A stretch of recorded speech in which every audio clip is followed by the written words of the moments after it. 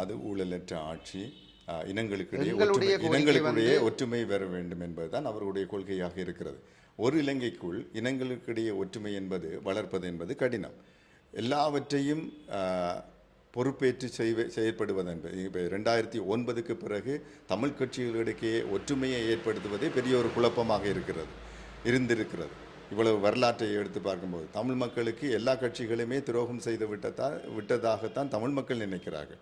ஏனென்று சொன்னால் இன்றைக்கு ஒரு தனி மனிதன் ஒரு கட்சி ஆரம்பித்து ஒற்றுமை இல்லாமல் இருக்கிறது இவ்வளவு தென்பகுதியில் இனங்களுக்கு இடையிலே ஐக்கியத்தை ஏற்படுத்துறதுக்கு அது எந்த வகையில் பிரச்சனையாக இருக்கும் நீங்கள் நினைக்கிறீர்கள்? அதற்காகத்தான் அவர் வைத்த கொள்கையை எல்லா மக்களும் ஏற்றுக்கொண்டிருக்கிறார்கள். இலங்கையில் ஒட்டுமொத்த மக்களும் தமிழ் மக்களும் சேர்ந்து ஏற்றுக்கொண்டபடியினால் தான் இன்றைக்கு ஒரு அரசை அமைக்கக்கூடியதாக வெற்றி பெறக்கூடியதாக இருந்திருக்கிறது. கருத்து அடிப்படையிலே தவறானது, முற்றிலும் தவறான ஒரு கருத்தியலை நீங்கள் தவறான விடயத்தை நான் கேட்கிறேன் என்று சொன்னால் மக்கள் வந்து தான் தீர்ப்பளித்திருக்கிறார்கள். முற்றிலும் உண்மைக்கு புறம்பான முற்றிலும் தவறான ஒரு கருத்தியலை நீங்கள் கொண்டு வருகிறீர்கள். என்னை பொறுத்தவரையிலே வந்து கடந்த காலத்திலே தமிழ் மக்களுக்கு அரசியல் கட்சிகள் நேர்மையாக இருக்கவில்லையே தவிர இந்த கட்சிகள் அனைத்தும் அரசுக்கு சார்பாகத்தான் இருந்தார்கள். சகல விடயங்களிலும் 2010ஆம் ஆண்டிலிருந்து 2024ஆம் ஆண்டு வரைக்கும் அவர்கள் 24ஆம் ஆண்டு வரைக்கும் வந்து பாராளுமன்றத்தில் இருந்த என்னையும் நான் 20ஆம் ஆண்டில் நானும் கஜேந்திரகுமார் பொன்னம்பலம் அவர்களும் இந்த செயல்பாடுகளுக்கு அரசுக்கு ஒத்துழைக்கவில்லை. ஆனால் மற்ற தரப்புகள் வந்து நான் சொல்வது வந்து கட்சியினுடைய தலைமைகளை தான் சொல்வேன். தலைமைகள் எடுக்கிற முடிவு கட்சியினுடைய முடிவு. தலைமைகள் முழுமையாக ஒத்துழைத்தார்கள். தமிழ் மக்கள் மீது இனப்படுகொலை புரிந்த இலங்கை அரசை ஜெனீவா வரை சென்று சர்வதேச விசாரணை வேண்டாம், உள்ளக விசாரணையில் நீதி கிடைக்கும் என்று சொல்லி இனப்படுகொலையாளிகளை நீதிபதிகளாக இருத்துகின்ற தீர்மானங்களை இவர்கள் தொடர்ச்சியாக ஆதரித்தார்கள். இவர்கள் தமிழ் மக்களுக்கு தான் நேர்மையாக இருக்கவில்லையே தவிர அரசோடு 100% ஒத்துழைத்தார்கள்.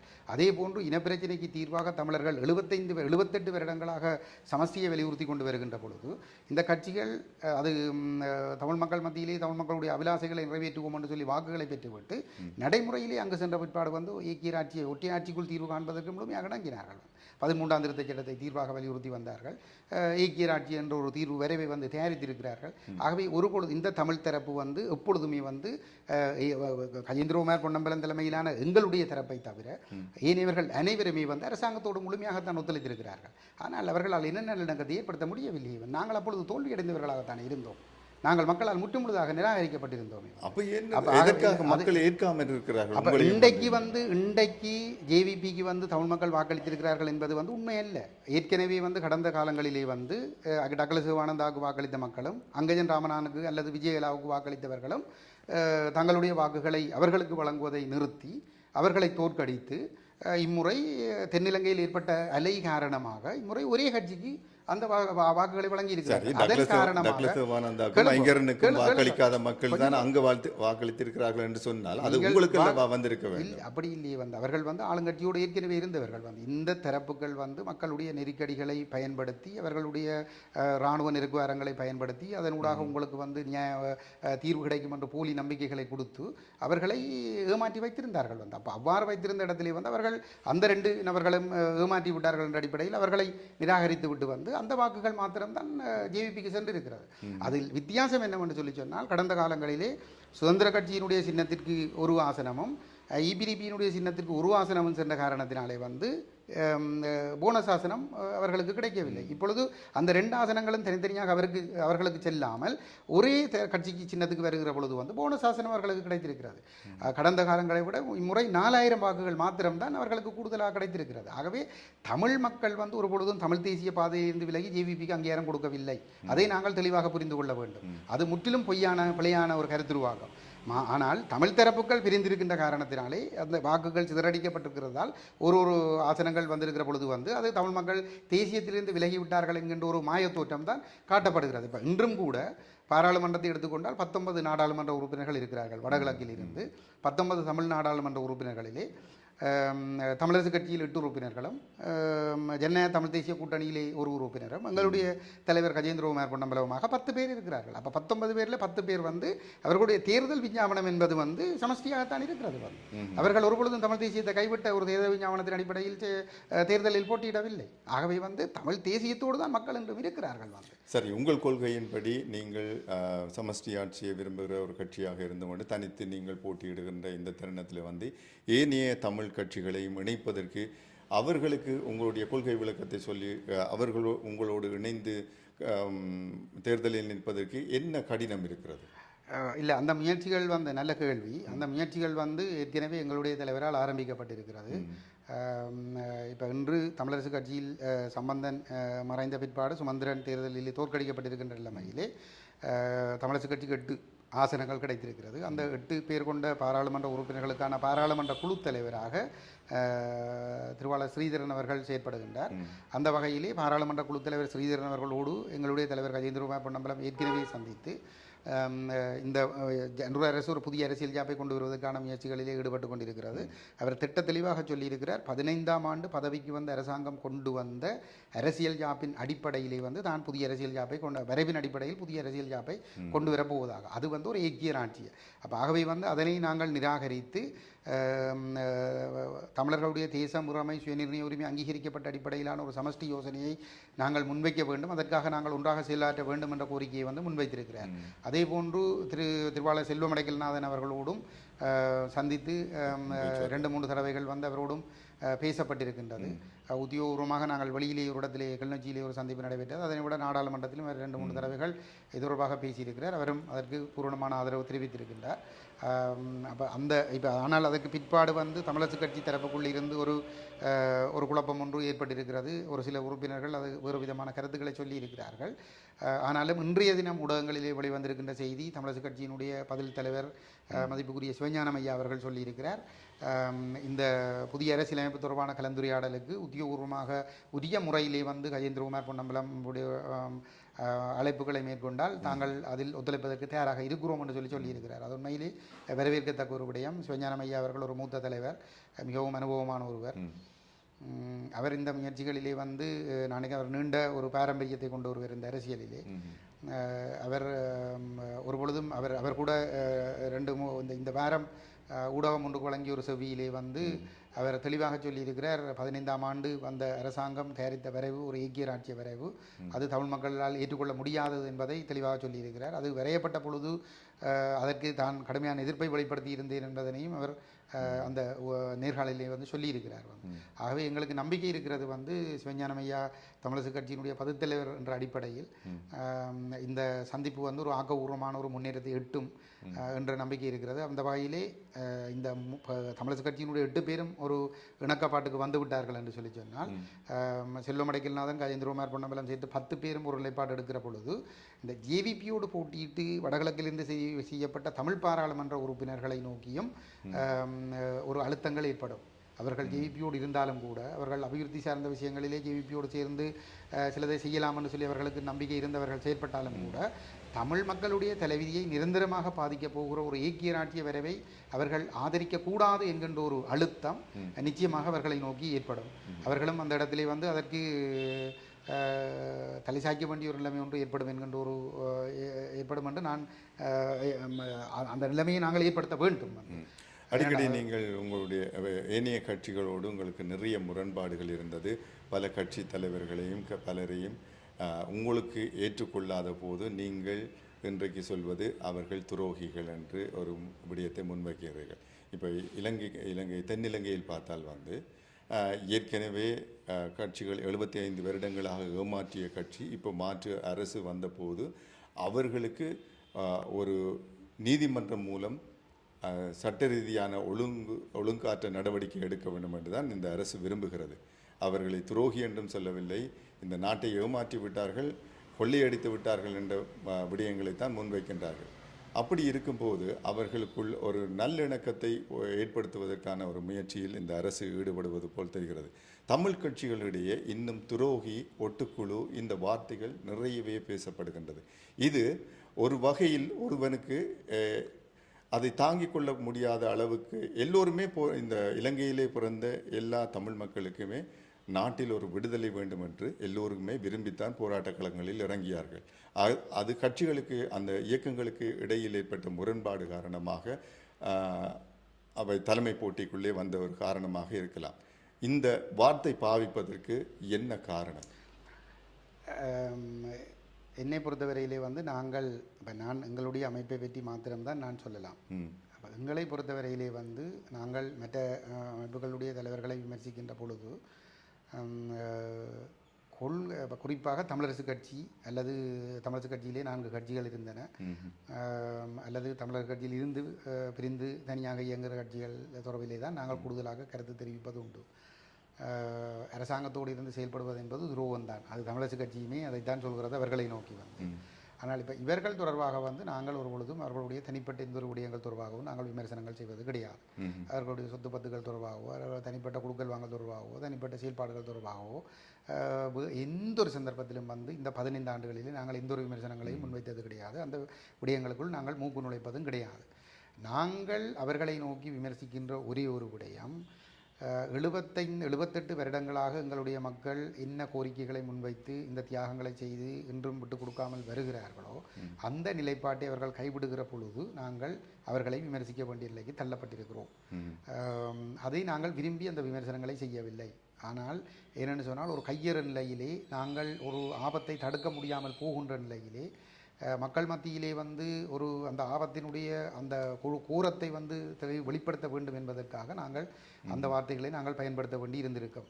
அது நாங்கள் விரும்பி பயன்படுத்திய வார்த்தைகள் அல்ல, உண்மையிலே மிக வேதனையோடு பயன்படுத்திய வார்த்தைகள் தான். சில சந்தர்ப்பங்களிலே நாங்கள் அவ்வாறு பயன்படுத்தி இருக்கிறோம்.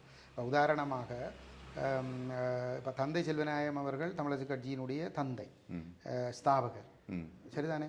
அந்த தந்தை செல்வநாயகம் அவர்கள் 72ஆம் ஆண்டிலே தன்னுடைய பதவியை ராஜினாமா செய்திருந்தார். ஏன் ராஜினாமா செய்திருந்தார்? அவர் ஒரு சமஷ்டி அரசியலமைப்பை கொண்டு வர வேண்டும் என்று ஸ்ரீமாவிடம் ஒரு கோரிக்கையை முன்வைத்திருந்தார். 4-5 கோரிக்கைகளை முன்வைத்தார்.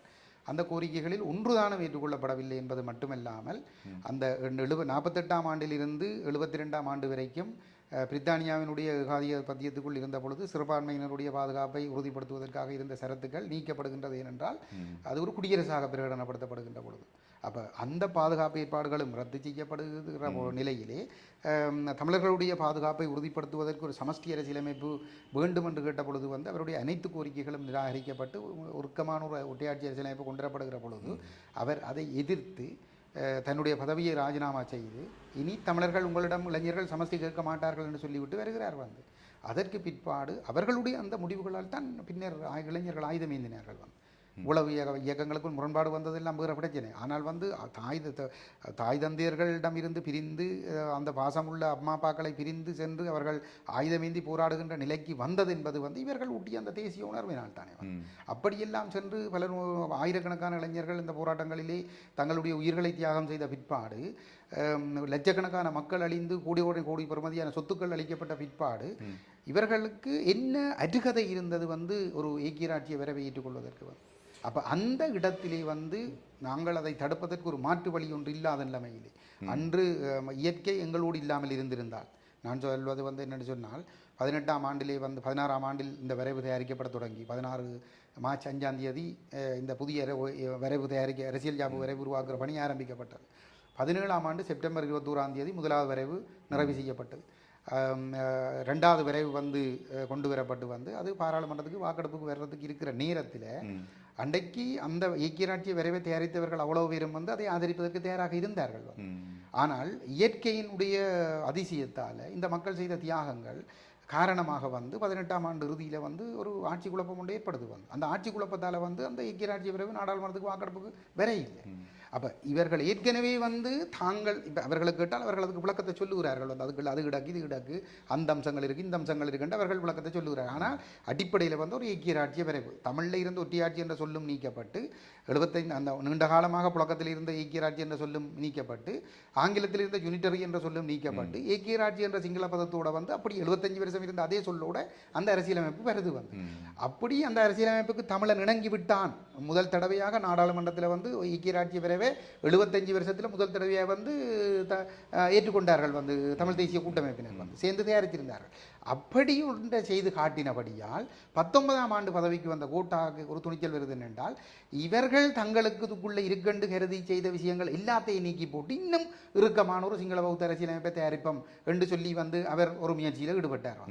ஈடுபட்ட நேரத்தில் தான் இவர்கள் எல்லாம் விழுந்தடிச்சு பதறி அடித்து தவண்டு விழுந்து 22ஆம் ஆண்டு தை மாதம் வந்து மோடிக்கு ஒரு கடிதம் எழுதினவை வந்து ஐயோ 13 நடைமுறைப்படுத்தணும் என்றால் அவர் சகலதையும் இல்லாமல் பண்ணி இவர்கள் ஏற்கனவே ஐக்கிய ராஜ்யவுக்கு இணங்கினபடியால் அவருக்கு இன்னும் துணிச்சல் வருது வந்து இன்னும் தீவிரமான ஒரு சிங்கள பௌத்த தீவாகவே இதை மாற்றி ஒரு அரசியலமைப்பை கொண்டு தரலாமாண்டு அந்த முயற்சி அந்த முயற்சியை அவர் 22 செய்யல.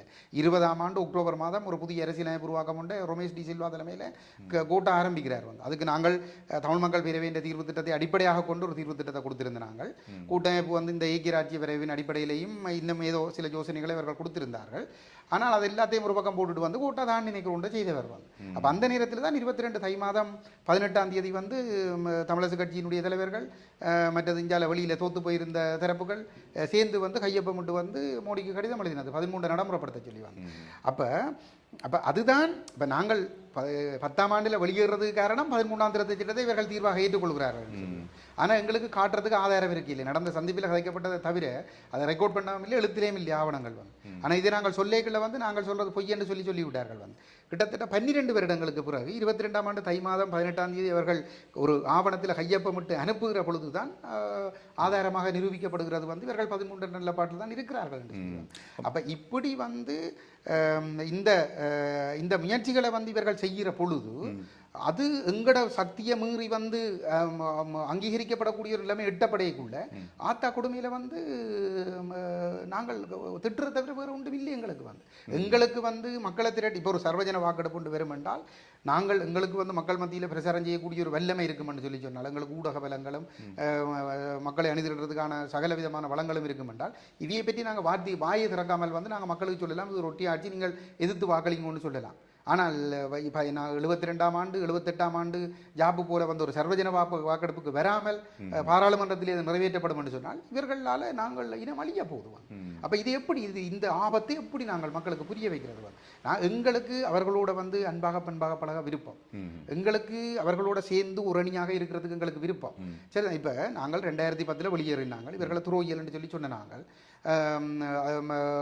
15ஆம் ஆண்டுலேயும் வந்து விகிதத்தை திட்டினாங்க. ஆனால் 15 டிசம்பரில் வந்து விக்னேஸ்வரன் ஐயாண்ட தலைமையில் தமிழ் மக்கள் விரையக்குள்ள நாங்கள் எல்லாரும் அவற்றை தலைமை ஏற்றுக்கொண்டு வேலை செய்த நாங்கள் தான் 18ஆம் ஆண்டு இறுதி வரைக்கும். அவர் 18ஆம் ஆண்டு அவருடைய வடமாகாண சபையின் பதவிக்காலம் முடிஞ்சு அவர் ஒரு புதிய கட்சியை ஆரம்பிக்கிற வரைக்கும் நாங்கள் வந்து அந்த பேரவையோட வந்து ஒற்றுமையாக பயணிச்சு நாங்கள் தானே வந்து நாங்களுக்கு அடிமட்ட தொண்டர்களாக தானே இருந்து நாங்கள். அப்போ ஒற்றுமையாக பயணிக்கும் போது துரோகிகள் என்று பட்டம் வராத அளவுக்கு நடந்திருக்கிறீர்கள். பின்னர் அப்படிப்பட்ட துரோகம் என்ன பிரச்சனை என்று சொல்லி சொன்னால் அங்கே வந்து சேர்றதும் பிரிகிறதும் வந்து ஒரு கொள்கை அடிப்படையில் தான் நடக்குது வந்து. கொள்கை அவர்கள் ஏற்றுக்கொள்கிற பொழுது சேர்றோம், கொள்கை அவர்கள் கைவிடுகிற பொழுது வந்து பிரிகிறோம். காலத்துக்கு ஏற்ற மாதிரி கொள்கைகள் மாறாதா? காலத்துக்கு ஏற்ற மாதிரி பேரினவாதம் மாறுதா? எங்களுக்கு எதிரான ஒடுக்குமுறைகளை பேரினவாதம் கைவிடுதா? காலத்துக்கு ஏற்றபடி இல்லை. பேரினவாதம் தீவிரப்படுத்தி பேரினவாதம் தமிழர்களுக்கு எதிரான ஒடுக்குமுறைகளை தீவிரப்படுத்தி கொண்டு போகிற பொழுது, கட்டமைப்பு சார் நிலைப்பை தீவிரப்படுத்தி கொண்டு போகிற பொழுது, பௌத்தமயமாக்கல்களையும் சிங்களமயமாக்கல்களையும் நிறுவனமயப்படுத்தி தீவிரப்படுத்தி கொண்டு போகிற பொழுது அந்த செயல்பாடுகளை தடுத்து நிறுத்தக்கூடிய வகையில் எங்களுடைய நிலப்பாடுகளில் உறுதித்தன்மை தான் அதிகரிக்கணுமே தவிர வந்து காலமே ஒரு நிலப்பாடு பின்னரே ஒரு நிலப்பாடு எடுத்து எங்களோட மக்களை பாதுகாக்க முடியாது வந்து. இப்போது இருக்கின்ற கால தேசிய நீரோட்டத்தில் கலந்து கொள்ளும் போது நீங்கள் அரசியல் கட்சியாக பிரகடனப்படுத்தப்பட்ட பின்னர் வந்து நீங்கள் எப்போதாவது இலங்கை அரசாங்கத்தோடு ஒத்துத்தான் போக வேண்டி இருக்கிறது சில விடயங்கள். அப்படி இலங்கை அரசாங்கத்துக்கு கீழே தானே நீங்கள் இருக்க போகிறீர்கள். பாராளுமன்ற உறுப்பினராக செல்லும் போது பார்லிமெண்ட்டுக்கு நீங்கள் செல்ல வேண்டும், அங்கு என்ன விடயங்களை முன்வைக்க வேண்டும் என்பது ஒரு விடயம் இருக்கிறது. அது நீங்கள் கட்சிகளாக சேர்ந்து பேசி தீர்த்து என்ன பேச அந்த விடயங்களில் தான் நாங்கள் இவர்களோடு முரண்படுகிறோம். இப்போ நாங்கள் இப்போ தேசிய நீரோட்டத்தில் இணைந்த பிறகு நீங்கள் சொல்கிறது வந்து பொருத்தமற்ற வார்த்தை பிரயோகம். ஏனென்று சொன்னால் வந்து தமிழரசு கட்சி வந்து 51ஆம் ஆண்டிலிருந்தோ 49ஆம் ஆண்டிலிருந்து ஒரு ஜனநாயக அரசியல் நீரோட்டத்தில் இருக்குது. காங்கிரஸ் வந்து 46ஆம் ஆண்டிலிருந்து ஒரு ஜனநாயக அரசியல் நீரோட்டத்தில் இருக்குது. இலங்கை அரசியலில் தொடர்ச்சியாக ஈடுபட்டு கொண்டே இருந்திருக்குது வந்து. தமிழர் விடுதலை கூட்டணியாக 72 பிறகு வந்து செயற்பட்டிருந்தாலும் அது ஜனநாயக நீரோட்டத்தில் நீரோட்டத்தில் ஈடுபட்டு கொண்டே இருந்திருக்குது வந்து. அப்போ ஜனநாயக நீரோட்டத்தில் ஈடுபடுவது என்பது வந்து அது தேவை என்று புலிகளும் கருதினபடியால் தான் தமிழ் தேசிய கூட்டமைப்பை அவர்கள் உருவாக்கினார்கள். அவர்கள் ஒருபொழுதும் ஜனநாயக செயற்பாடுகளுக்கு முரணாக இருக்கவில்லை. ஆனால் ஏமாற்று செயற்பாடுகளை அவர்கள் ஒருபொழுதும் அனுமதித்தது கிடையாது வந்து. அப்போ நாங்கள் இங்கே சொல்கிறது என்னென்னு சொல்லி சொன்னால், நீங்கள் சொல்கிற மாதிரி வந்து நாடாளுமன்றத்தில் நாங்கள் கோரிக்கைகளை முன்வைக்க வேணும். அந்த நாடாளுமன்றத்தை 2016ஆம் ஆண்டு சர்வதேச சமூகம் இலங்கைக்கு அழுத்தம் கொடுக்கிறது வந்து இலங்கையில் இனப்பிரச்சனை தீர்க்கப்பட வேண்டும் என்று. என்ன அடிப்படையில் அவர்கள் சொல்லுகிறார்கள்? அப்படி இனப்பிரச்சனை தீர்க்கப்பட வேண்டும் என்று இலங்கையினுடைய நாங்கள் உரிமை கேட்டு தொடர்ச்சியாக போராடி கொண்டிருக்கிறோம். அதே நேரத்தில் வந்து இலங்கையினுடைய அரசியல் ஜாப்பு 48, 72, 78 கொண்டு வரப்பட்ட அரசியல் ஜாப்புகள் வாக்கெடுப்புக்கு வந்த பொழுது வந்து தமிழர்கள் அதை ஆதரித்திருக்கவில்லை. தமிழ் பாராளுமன்ற உறுப்பினர்கள் அதை ஆதரித்திருக்கவில்லை. ஆகவே சர்வதேசமும் அழுத்தம் கொடுக்குது வந்து நீங்கள் ஒரு புதிய அரசியல் இந்த அமைப்பின் மூலமாக இந்த பிரச்சனையை தீர்க்கணும் என்று சொல்லிடுறாங்க. அப்போ இன்றைக்கு 78ஆம் ஆண்டு அரசியல் ஜாப்பின் பிரகாரம் இந்த நாட்டினுடைய முழு 100% அதிகாரமும் சிங்கள பௌத்தர்களிடம் மாத்திரம்தான் இருக்கிறது வந்து. அப்படி இருக்கத்தக்கதாக வந்து அவர்கள் இன்னொரு ஒற்றையாட்சி அரசியலமைப்பை கொண்டு வர வேண்டிய எந்த அவசியமும் கிடையாது. ஒரு அரசியலமைப்பை கொண்டு வர வேண்டிய எந்த அவசியமும் கிடையாது. ஆனாலும் இந்த பேரினவாதிகள் ஒரு அரசியலமைப்பை கொண்டு வர வேண்டிய அளவுக்கு வந்து அவர்களுக்கு நிர்பந்தம், சர்வதேச நிர்பந்தம் இருக்கிறது. அப்போ அந்த சர்வதேச நிர்பந்தம் தமிழர்களுக்கு உரிமைகளை கொடுத்து பிரச்சனையை தீருங்கள் என்று சொல்லுகிற பொழுது, அவர்கள் ஒரு அரசியலமைப்பை கொண்டு வருகிற பொழுது நாங்களாக விரும்பி போய் வடகிழக்கு இணைப்பை கைவிட்டு தேசம் உரிமை சுயநிர்ணய உரிமையை கைவிட்டு பௌத்த அரச மதம் என்பதை ஏற்றுக்கொண்டு ஏக்கிய ராட்சியை போய் நாங்கள் ஏற்றுக்கொள்கிறோம் என்று சொல்லி ஒப்புக்கொள்வது என்பது வந்து எந்த வகையில் நியாயமானது?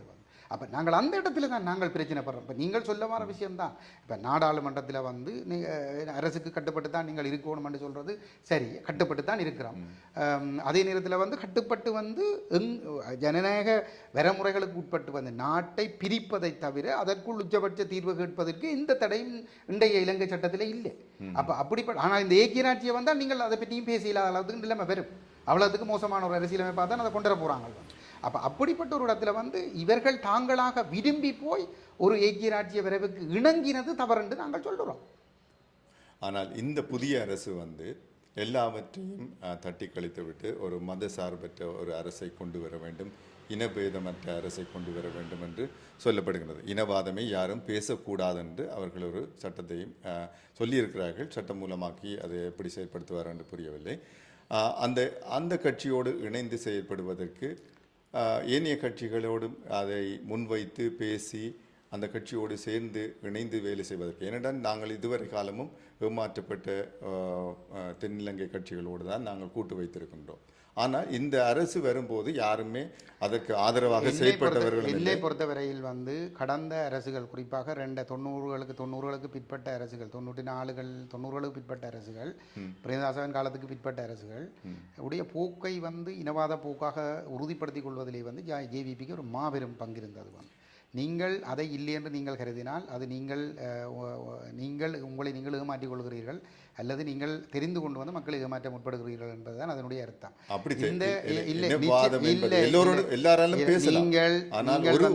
இனவாதம் இல்லை என்று சொல்லி சொன்னால் அது சட்டபூர்வமாக வந்து உறுதிப்படுத்தப்படணும். வாயால் வட சுடுற விளையாட்டுகள் எல்லாத்தையும் நிப்பாட்டணும்னா 75 வருஷ அனுபவம் எங்களுக்கு இருக்குது வந்து. எங்களுக்கு யாரும் இங்கே வந்து பௌப்படுத்தக்கூடாது வந்து. இப்போ ஒரு புத்த கோயிலை கட்டைக்குள்ள உங்களோட காணிக்கு வந்து கட்டைக்குள்ள அதை கண்டுகொள்ளாமல் நீங்கள் போனாலும் இங்கே இனவாதம் இல்லை என்று மதவாதம் இல்லை என்று வச்சுக்கொள்ளலாம். உலக பிரச்சனை வந்து கட்டைக்குள்ள இந்த காணிக்கு ஏன் கட்டுறேன்னு கேட்டால் அங்கே பிரச்சனை வரும். பிரச்சனை வந்தால் வந்து மதவாதம் இருக்குன்னு சொல்லலாம். உலக பிரச்சனை வந்து அப்போ இந்த அவர் நினைக்கிறத கட்டுற. இப்போ இன்றைக்கு சட்டத்தின் ஆட்சியை நடைமுறைப்படுத்த விரும்புகிற ஒருவர் என்று சொல்லி சொன்னால் இன்றைக்கு வந்து நல்ல என்ன நாட்டை என்ன என்ன என்ன சொல்கிறார், சுற்றி என்ன தூய்மையான நாட்டை கிளீன் ஸ்ரீலங்கான்னு சொல்கிறேன். கிளீன் ஸ்ரீலங்கான்னு சொன்னால் சட்டத்தை உரிய முறையில் நடைமுறைப்படுத்தணும். சட்டத்தை நடைமுறைப்படுத்துறேன்னு சொல்லி போட்டு வந்து ரோட்டில் போகிற பஸ்ஸில் 2009ஆம் ஆண்டுக்கு பின்னர் யுத்தம் நடந்த பின்னர் எங்களாலே மக்களையும் கட்சியையும் ஒற்றுமையாக்க முடியாத சூழ்நிலையில் இருக்கின்றோம். ஒரு நாடு எவ்வளவு தூரம் வங்குறத்துக்கு போய் நாட்டை கட்டியெழுப்ப வேண்டிய விடயங்கள் நிறையவே இருக்கின்றது. அந்த விடயங்களை கவனிப்பதற்கு 3 மாசத்துக்குள் நீங்கள் எல்லாவற்றையும் நிறைவேற்ற வேண்டும் என்று ஒருவரிடம் கேட்பது. நீங்கள் முதல் வந்து நீங்கள் 3 மாதத்துக்கு நிறைவேற்றலான்னு எங்களுக்கு தெரியும். ஆனால் வந்து நீங்கள் ஒரு விஷயத்தில் ஒரு பிழை நடந்திருக்குன்னு சொன்னால் பிழை என்னன்றதை முதல் கண்டுபிடிக்கணும். என்ன பிரச்சனைன்றதை முதல் கண்டுபிடிக்கணும். பிரச்சனையை கண்டுபிடிக்காம நீங்கள் பிழையை திருத்த போறோம்னு சொல்றது வந்து அல்ல பிரச்சனை தீர்க்க போறோம்னு சொல்றது வந்து அது ஒரு அடிமுட்டாள்தனம். முயற்சிக்கிறார் என்று தான் சொல்லப்படுகிறது. நீங்கள் முயற்சிப்பதற்கு முன்னதாக பிரச்சனை என்னென்று முதல் இனங்காண வேண்டும். எங்களை பொறுத்தவரையிலே நீங்கள் சொன்ன மாதிரி நாடு பொருளாதாரத்தில் விழுந்திருக்கின்ற ஏன் விழுந்தது இந்த கடந்த கால ஆட்சி முறைகள் கடந்த கால ஆட்சி முறைகளால் விளையில இந்த இனவாதத்தால தான் விழுந்தது. சரி, இனவாதத்தால் மதவாதத்தால விழுந்தது என்று யுத்தம் ஒரு காரணமாகத்தான். யுத்தம் ஏன் வந்தது? தமிழர்களை அழிக்க வேண்டும் என்பதற்காக. அது சரி, ஆனால் யுத்தம் முடிந்து தமிழர்களை அழித்த பிறகு வந்து தமிழர்களுடைய அரசியல் உரிமைகளை மறுதலித்துக் கொண்டு நாங்கள் எல்லோரும் சமம் என்று சொல்வது வந்து அது எந்த வகையிலும் ஏற்றுக்கொள்ள முடியாது. மாற்று கட்சி என்று வரும்போது நீங்கள் மாற்று அரசியல் ஒன்றை ஏற்படுத்த வேண்டும் என்று சொன்னால் நீங்கள் பழைய கட்சிகளுக்கு வாக்களிக்க விரும்புகிறீர்களா, பழைய கட்சிகளுக்கு ஆதரவளிக்க விரும்புகிறீர்களா, அல்லது இப்போ புதுசாக வந்த ஒரு மாற்று தலைவர் ஒருவர் வருகின்றார், அவரிடம் ஏதோ ஒன்று இருக்கின்றது, அவரிடம் பேசி பார்ப்பதற்கு சந்தர்ப்பம் கொடுக்காமல் நீங்கள் அப்படியே உங்களுடைய விவாதத்தை வைத்து அவர் வந்து விட்டார். அவர் வந்தவர் வந்து வருகிற பொழுது வந்து சொன்னார் வந்து அரசியல் கட்சியில அரசியல் கைதிகளை விடுவிப்போம் என்று வந்து 3 மாதத்துல சொல்றார் வந்து அரசியல் கைதிகள் என்று யாரும் இல்லையண்டு விளங்கானே வேண்டா. அவர்களுடைய உண்மையான முகத்தை இப்ப காட்டுகிறார்கள் வந்து விளங்குதானே. இன்றைக்கு வந்து தையிட்டியில் வந்து தனியார் காணியை அபகரித்து வந்து என்ன ஜனாதிபதிக்கு கூடிய முன்னாள் ஜனாதிபதிகளுக்குரிய பாதுகாப்பை நீக்கிறோம், அவைக்கு வந்து இவ்வளோ பேர் பாதுகாப்பு தேவையில்லை, அவையிட்ட சொகுசு வீடுகளை அகற்றுறோம், போலீஸார் இராணுவத்தினரையும் வந்து அமைச்சர்கள எடுபடிகளாக பயன்படுத்த முடியாது என்றெல்லாம் பெரிய அரைக்க விடுறவர் எப்படி இங்கே ஒரு பிக்குவுக்கு வந்து எடுபடியாக வந்து ஒரு 2 போலீஸ் 4-5 போலீஸ் ஸ்டேஷன் நிற்கிது மாதம் முழுக்க தையிட்டியில். அவருக்கு மெலங்கழுவுறது முழு வேலையும் வந்து அந்த போலீஸ் வந்து அங்கே தானே செய்து கொண்டிருக்கிறோம். தையிட்டியில் இருக்கிற பிக்குவுக்கு அங்கே பலாலி போலீஸும் கீரிமேல போலீஸும் காங்கேசுந்தர போலீஸும் தெல்லிப்பள போலீஸும் தானே மாறி மாறி பணிவிட செய்து கொண்டு நிற்கிறோம் வந்து. இது எந்த சட்டத்தில் இருக்கு?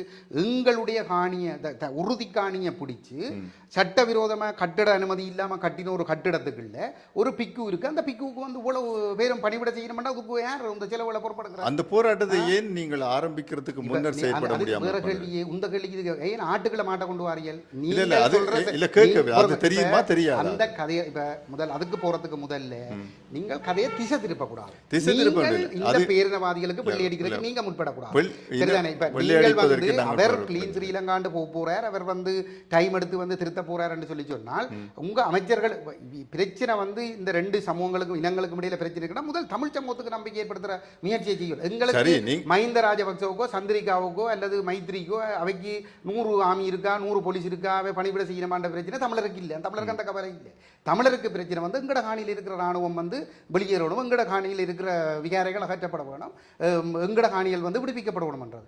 இந்த வேலையை வந்து முதல் செய்திருக்கூடமே வந்து இதை செய்திருந்தால் அல்லது செய்வன் என்று கூட சொல்லி இருந்தால் சிறுவலையில் வந்து சனத்துக்கு ஒரு நம்பிக்கை இருந்திருக்கும். ஆனால் எல்லாம் சொல்லி இருக்கிறார் தானே கொஞ்சம் கொஞ்சமாக உங்களுடைய பிரச்சனைகள் தீர்க்கப்படும் நடவடிக்கைகள் வந்து அந்த நடவடிக்கையை நீங்கள் ஏற்றுக்கொள்ள அரசு வந்த பிறகு வந்து எங்களுக்கு எதிராக பொய் வழக்கு போடப்படுது வந்து தையட்டியில் பொய் வழக்கு ஜனநாயக போராட்டம் நடத்த இல்லாமல் இருக்குது வந்து தையட்டியில் வந்து உயர் பாதுகாப்பு வலயத்துக்குள்ளே அந்த விகார கட்டப்படைக்குள்ளே அந்த தகவல் எங்களுக்கு கிடைக்கிற பொழுது வந்து 2021ஆம் ஆண்டிலேயே வந்து நாங்கள் தெல்லிப்பள்ளி டிஎஸ் ஆஃபீஸில் வந்து அந்த விகார தடுக்கப்பட வேணும் என்று தீர்மானம் நான் தான் கொண்டு வந்து நிறைவேற்றப்பட்டது வந்து. அதுக்கு பிறகு வந்து கச்சேரியில் நடந்த கூட்டத்தில் எங்களோட தலைவர் அந்த பிரச்சனையை கிளப்பி அங்கே இருந்த டக்ளஸ் சிவானந்த அங்கஜன் உட்பட சகலரும் ஏகமனதாக ஏற்றுக்கொண்டது வந்து அந்த சட்டவிரோத கட்டுமானம் நிறுத்தப்பட வேணும்னு சொல்லி.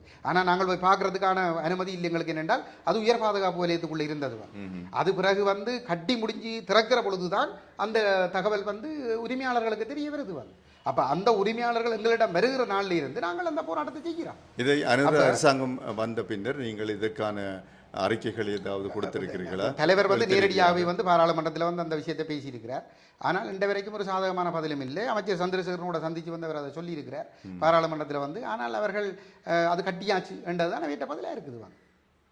இதை பொதுவெளியில் சொல்லட்டும் பாப்போம்.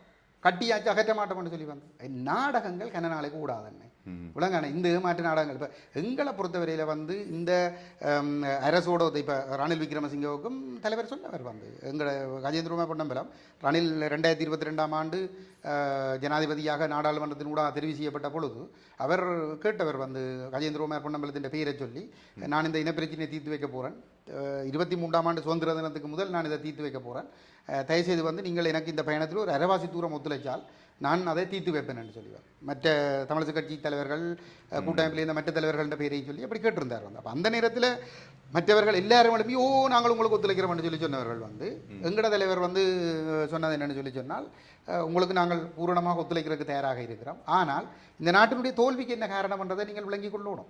இந்த ஒட்டியாட்சி அரசியலமைப்பு வந்து இந்த நாட்டில் இப்போ என்னென்ன செய்திருக்குது வந்து 75 வருஷமாக வந்து இந்த நாட்டில் சிங்கள தமிழ் சமூகங்களுக்கு இடையில் ஒரு கிட்ட நெருங்க முடியாத பகையைத்தான் உருவாக்கி விட்டுருக்கு. ஒரு போரால் வந்து இந்த நாட்டின் உயிர்கள் லட்சக்கணக்கில் அழிக்கப்பட்டிருக்குது. கோடிக்கணக்கான பொருளாதாரத்தை அழிச்சிருக்குது இந்த ஒட்டியாட்சி அரசியலமைப்பு. மற்றது வந்து இந்த நாட்டின் பொருளாதாரம் போருக்கு பிறகு 13 வருஷத்தால் பாதாளத்தில் விழுந்திருக்கின்றால் இந்த நாட்டின் அழிவுக்கு வந்து இந்த ஒட்டியாட்சி கட்டமைப்பு தான் காரணமாக இருக்குது வந்து. ஆகவே வந்து நீங்கள் இந்த இந்த இந்த பிரச்சனையை நீங்கள் சரியாயினாங்க. இந்த ஒட்டியாட்சி முறைமையை நீக்கினால்தான் நாடு முன்னுக்கு போகலாம்ன்றதையும் புலம்பெயர்ந்த தமிழர்களின் பங்களிப்பை நாட்டினுடைய ஒரு மிக முக்கியமான ஒரு பகுதியாக இருக்கக்கூடிய தமிழர்களுடைய பங்களிப்பை, குறிப்பாக புலம்பெயர் தமிழர்களுடைய பங்களிப்பை இந்த நாட்டினுடைய அபிவிருத்திக்கு கொண்டு வரதாக இருந்தால் ஒட்டியாட்சி முறைமையை ஒழித்து தமிழ் மக்களை உள்ளடக்கக்கூடியதாக ஒரு சமஸ்தி கொண்டு வருவேன் என்றதை நீங்கள் வெளிப்படையாக அறிவித்தால், ஒட்டியாட்சி முறைமையை நீக்கி ஒரு சமஷ்டி அடிப்படையில் நான் இதை தீர்க்க போகிறேன் என்றதை நீங்கள் அறிவித்தால் நாங்கள் உங்களோடு ஒத்துழைக்க தயாராக இருக்கிறோம் என்று சொல்லி எங்கட தலைவர் மாத்திரம் தான் சொன்னார். மற்ற எல்லாரும் ஓடி போய் குந்தினவே வந்து என்னத்தை செய்தவே வந்து. அப்போ புலம்பெயர் தமிழர்கள் வந்து இந்த நாட்டை கட்டி எழுப்பினாலே தவிர வந்து வேறு விதத்தில் நாங்கள் இந்த மக்களை வைத்து எங்களுடைய இலங்கையில் இப்போ இருக்கிற தமிழர்களை வைத்து நாங்கள் முன்னேற்ற முடியாதுன்னு நினைக்கிறேன். ஒட்டியாட்சிக்குள் புலம்பெயர் தமிழர்களாலும் இந்த நாட்டை கட்டி எழுப்ப முடியாது. ஒட்டியாட்சி உங்களுடைய திட்டப்படி தீர்வு தந்து தீர்வு ஒன்று கிடைக்குமாக இருந்தால் அந்த கட்டமைப்பின்படி வந்து நாங்கள் சர்வதேச நாடுகளிடமிருந்தும் நேரடி முதலீடுகளை பெற்றுக்கொள்ளலாம். உலகளாவிய ரீதியில் இருக்கிற தமிழர்களிடம் இருக்கக்கூடிய கோடான கோடி நிதிகள் அவர்களுடைய முதலீடுகளுக்கு பாதுகாப்பு உத்தரவாதம் ஒரு சமஷ்டி அரசியலமைப்பினூடாக கிடைக்கிற பொழுது வந்து அவர்களுடைய முதலீடும் இந்த தேசத்தை கட்டியெழுப்பும். எப்படி இஸ்ரேல் என்ற ஒரு தேசத்தை வந்து உலகம் பூராவில் இருந்த இஸ்ரேலியர்கள் போய் கட்டி எழுப்பினார்களோ அதுபோல் நாங்கள் எங்களுடைய தேசத்தை கட்டியெழுப்ப முடியும். ஒரு நாடாக இருந்து கொண்டு தமிழர்களுடைய தேசம் ஒரு மிகச்செழிப்பான ஒரு தேசமாக வந்து கட்டியெழுப்பப்பட முடியும். அப்போ இலங்கைக்குள் ஒரு தீர்வு, அதாவது வந்து ஒரு நாட்டின் தீர்வுக்குள் ஒரு நாட்டுக்குள் எல்லா மக்களுக்கும் சம உரிமை கொடுக்கப்பட்டு ஒரு கொடுக்கக்கூடிய ஒரு சமஷ்டி தீர்வு, எல்லா மக்களுக்கும் சம உரிமை கொடுக்கக்கூடிய ஒரு தீர்வு கொடுத்தால் அதிலே உங்களுக்கு உடன்பாடு சமஷ்டி தீர்வு என்று சொன்னால் அது எல்லோருக்கும் தான் கொடுக்கப்பட வேண்டியது, எல்லோருக்கும் கொடுக்கப்படும். அந்த தீர்வுக்குள் உங்களுக்கு கட்டியமைப்பதற்கு என்ன கஷ்டம் இருக்கிறது? எல்லாம் செய்யலாம். அதைத்தான் கேட்டுக்கொண்டிருக்கிறோம். அது நீங்கள் பிரித்தல் கேட்கிறீர்கள். அப்படி அது தவறான நாட்டுக்குள்ள ஒரு அண்ணே நாங்கள் வந்து இந்த இப்ப இலங்கை நாடாளுமன்றத்தில் வந்து நாங்கள் ஒரு பிரிவினை தீர்வை கேட்க கூற முடியாது. நாங்கள் 2001ஆம் ஆண்டு தமிழ் தேசிய கூட்டமைப்பு உருவாக்கப்பட்டதிலிருந்து ஒரு நாட்டுக்குள் தான் தீர்வு தொடர்பாக பேசி வருகிறோம். உலகானே வந்து அப்போ நாங்கள் ஒரு பொழுதும் வந்து இப்போ எங்களோட விருப்பங்கள் என்பதை நான் இங்கே சொல்லவில்லை. ஆனால் இன்று நாங்கள் பேசிக்கொண்டிருப்பது என்பது ஒரு நாட்டுக்குள் பிரிவினை இல்லாத ஒரு தீர்வைத்தான் நாங்கள் சொல்லுகிறோம். ஆனால் ஒரு தேசம் அங்கீகரிக்கப்பட்ட சமஷ்டி தீர்வாக இருக்க வேண்டும் என்பது வந்து அதைத்தான் நாங்கள் கேட்டுக்கொண்டிருக்கிறோம். சரி, இனி வரும் காலங்களில் இந்த கட்சிகள் அனைத்தும் இணைந்து செயற்படக்கூடிய வாய்ப்புகளை எவ்வளவு தூரம் நீங்கள் ஏற்படுத்துவீர்கள்? அதை ஏற்கனவே சொன்னீர்கள். இப்பொழுது நாங்கள் அந்த முயற்சிக்கு எப்பொழுதும் தயாராக இருக்கிறோம். இந்த தேர்தல் முடிவடைந்த பின்னர் அந்த முயற்சியில் எங்களுடைய தலைவர் இடைவிடாமல் ஈடுபட்டு கொண்டே இருக்கின்றார். இப்பொழுது நீங்கள் வருகின்ற பொழுது கூட வந்து ஒரு ஒரு தலைவருடைய அறிவுறுத்தலின் அடிப்படையிலே ஒரு கடிதம் ஒன்று இந்த ஒற்றுமை முயற்சி தொடர்பாகத்தான் இங்கே எழுதி கொண்டு இருந்தோம். அந்த முயற்சியை நாங்கள் தொடர்ந்து செய்வோம். எங்களை பொறுத்தவரையிலே வந்து ஒற்றுமை என்பதை ஒரு லட்சியத்தின் அடிப்படையில் நின்று தான் ஏற்படுத்த முடியும். ஏனென்று சொன்னால் இல்லைன்னு சொன்னால் அந்த ஒற்றுமை வராது. இந்த 15 ஆண்டுகளிலே வந்து தமிழ் மக்கள் சிதறிப்போனதுக்கு காரணம் இந்த தமிழர்களுடைய தேச முறைமை சுயநிர்ணய உரிமை அடிப்படையிலான சமஷ்டி என்ற நிலைப்பாடு வெறும் தேர்தல் கோஷமாக மாத்திரம் இருந்து நடைமுறையிலே வந்து அவர்கள் ஒற்றையாட்சிக்குள் தீர்வுகளை ஏற்க முற்பட்டதால் தான் இந்த மக்கள் சிதறி போனார்கள். ஆனால் அந்த மக்களை மீண்டும் ஒரு அணிக்குள் கொண்டு வர முடியும். நிச்சயமாக 90% மக்களை வந்து ஒரு அணிக்குள் கொண்டு வர முடியும். அது உங்களுடைய தலைமையில வரணும் என்று விரும்புகிறீர்களா? அப்படி இல்லை.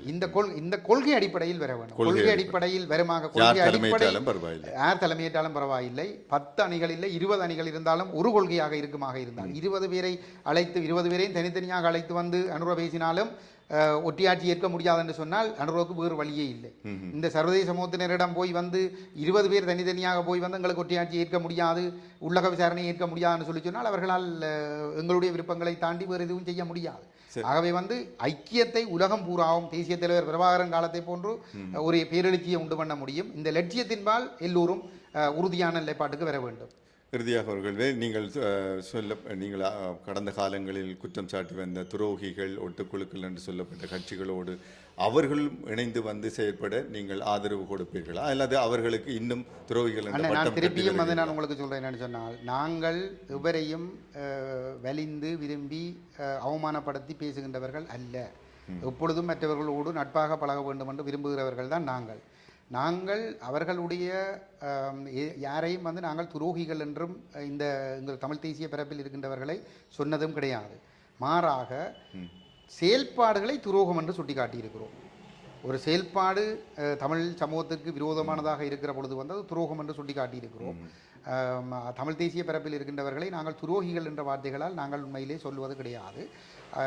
துரோகம் என்ற வார்த்தைகளை நாங்கள் பயன்படுத்தியது கூட வந்து நான் ஏற்கனவே சொன்னது போன்று தமிழ் மக்களுடைய அரசியலை நிரந்தரமாக தோற்கடிக்கின்ற வகையிலே அவர்கள் செயற்பட்ட சந்தர்ப்பங்களில் மட்டும்தான் நாங்கள் அந்த விரக்தி அடைந்த நிலையிலே அவ்வாறு கதைத்திருக்கிறோம்.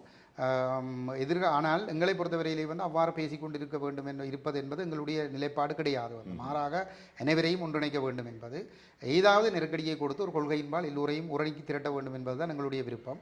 அந்த முயற்சியை நாங்கள் தொடர்ந்து செய்து கொண்டே இருக்கிறோம். அந்த முயற்சியில் வெற்றி பெறுவோம் என்கின்ற ஒரு நம்பிக்கையும் எங்களுக்கு இருக்கிறது. இந்த விஷயத்திலே உங்களுடைய ஊடகங்களும் எங்களுக்கு பெரிய அளவிலே ஒத்துழைக்க வேண்டும். ஏனென்று சொன்னால், இப்போ நீங்கள் ஊடகங்கள் ஊடாக வந்து ஒரு பொது நிலைப்பாட்டை எடுக்க வேண்டும். தமிழ் மக்களுடைய நலன் அடிப்படையிலே ஒற்றை ஆட்சிக்குட்பட்ட எந்த ஒரு தீர்வையும் தமிழர்கள் ஏற்க முடியாது. அப்படி நீங்கள் மக்களை அந்த நிலைப்பாட்டுக்கு தயார்படுத்தி விட்டீர்கள் என்று சொன்னால், எந்த ஒரு அரசியல்வாதியும் அரசோடு வந்து ஒரு ஒற்றையாட்சிக்குட்பட்ட தீர்வு தொடர்பாக பேசுவதற்கு அஞ்சுவார்கள். அப்படி அஞ்சுகிற பொழுது வந்து ஒற்றையாட்சியை கடந்த ஒரு சமஷ்டி என்ற நிலைப்பாட்டை அவர்கள் பேச முற்படுவார்கள் என்று சொல்லி சொன்னால் உண்மையிலே வந்து ஒரு ஐக்கியம் தானாகவே ஏற்படும். இப்போ நீண்ட காலத்துக்கு பிற்பாடு நேற்று முன்தினம் கனேடிய தூதுவரோடு நடைபெற்ற ஒரு சந்திப்பிலே தமிழரசு கட்சி, தமிழ் மக்கள், செல்வம் அடைக்கல்நாதன் மற்றும் எங்களுடைய தலைவர் கஜேந்திரகுமார் பொன்னம்பலம் கலந்து கொண்ட கூட்டத்திலே மிக ஆரோக்கியமான கருத்துக்கள் முன்வைக்கப்பட்டிருக்கிறது. இப்போ எங்களுடைய அனுபவத்திலே 4 ஆண்டுகள் நாங்கள் இவர்களோடு இந்த ராஜேந்திர சந்திப்புகளில் ஈடுபட்டிருக்கிறோம். குறிப்பாக எங்களுடைய தலைவர் இந்த சந்திப்புகளில் ஈடுபட்டிருக்கின்றார். அந்த தரப்புகளால் முதல் தடவையாக தமிழ் தேசியம் சார்ந்த நிலைப்பாடுகள் முன்வைக்கப்பட்டிருக்கிறது.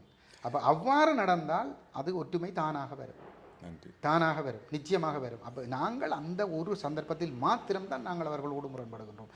இப்பொழுது கூட நாங்கள் எங்களுடைய தலைவர் தமிழரசு கட்சியோடு சேர்ந்து ஸ்ரீதரன் அவர்களோடு உரையாட முற்படுகின்ற பொழுது வந்து அந்த தரப்புக்குள் இருந்து விமர்சனங்கள் வந்தது. இவர் ஒரு கட்சி, இவர்களுடைய கட்சியில் இவர் ஒருவர் தான் இருக்கிறார், தங்களுடைய கட்சியில் 8 பேர் இருக்கிறார்கள், அதுபடி இவர் தலைமை தாங்குவது என்ற கேள்விகள் எல்லாம் எழுந்தது. அப்போ அந்த சந்தர்ப்பத்திலே வந்து கஜேந்திரகுமார் பொன்னம்பலம் அவர்கள் மிக தெளிவாக சொல்லியிருக்கிறார், எனக்கு நான் தலைவர் என்றும் சொல்லவில்லை, நான் தலைமை தாங்கித்தான் இந்த முயற்சியை செய்கிறேன் என்றும் சொல்லவில்லை. மாறாக வந்து இந்த அரசியலமைப்பு ஐக்கியராட்சி அரசியலமைப்பு நிராகரிக்கப்பட வேண்டும், எங்களுக்கு தமிழ் தேசம் அங்கீகரிக்கப்பட்ட ஒரு சமஸ்தி அரசியலமைப்பு அரசுக்கு முன்னால் முன்வைக்கப்பட வேண்டும். அந்த முயற்சியை செய்வதற்கு யார் இந்த முயற்சியை முன்னெடுத்தாலும் வந்து நான் அதை ஒத்துழைப்பதற்கு தயாராக இருக்கிறேன் என்பதை மிக தெளிவாக பதிவு செய்திருக்கிறார். ஆகவே வந்து இங்கே தலைமைத்துவம் சம்பந்தப்பட்ட பிரச்சனைகள் இல்லை, முழுக்க ஒரு கொள்கை சார்ந்த பிரச்சனை தான் இருக்கிறது. அதை வெற்றியடைய செய்வதிலே ஊடகங்களுக்கு ஒரு பெரிய பங்கு இருக்கிறது. ஆகவே உங்களிடம் நான் மிகவும் மன்றாட்டமாக கேட்கிறேன், இந்த ஒட்டியாட்சியை நிராகரிப்பது மட்டுமல்ல, 2016ஆம் ஆண்டு தொடங்கி தயாரிக்கப்பட்ட அந்த வரைவு ஒரு ஏக்கிய ராட்சிய வரைவு, அதை ஏற்றுக்கொள்ள முடியாது என்பதும் ஊடகங்கள் சொல்ல வேண்டும். ஏனென்று சொல்லி சொன்னால் அதை சமஷ்டி என்று சொல்லி ஏமாற்றக்கூடிய ஒரு ஆபத்து நிலைமை இங்கே இருக்கிறது. ஆகவே அந்த மயக்கங்களில் இருந்து மக்கள் தெளிவுபடுத்தப்பட்டால் எங்களுக்கு ஒட்டுவிதமான பதட்டமும் இல்லாமல் நாங்கள் ஒன்றாக பயணிக்க முடியும். நன்றி கஜேந்திரன் செல்வராசா, உங்களுடைய நேரத்தை ஒதுக்கி எங்களுக்கு இந்த செவ்வியினை தந்ததுக்காக நன்றியை தெரிவித்துக் கொண்டு உங்களுடைய நல்ல முயற்சிகளும் நல்ல எண்ணங்களும் வெற்றி பெற எங்களுடைய வாழ்த்துக்களையும் தெரிவித்துக் கொண்டு விடைபெறலாம். நன்றி, வணக்கம். மிக்க நன்றி. எனக்கு ஒரு வாய்ப்பை தந்ததுக்கு, கனடா மக்களுக்காக வாய்ப்பை தந்ததுக்கு மனமார்ந்த நன்றிகளை தெரிவித்துக் கொள்கிறேன். நன்றி.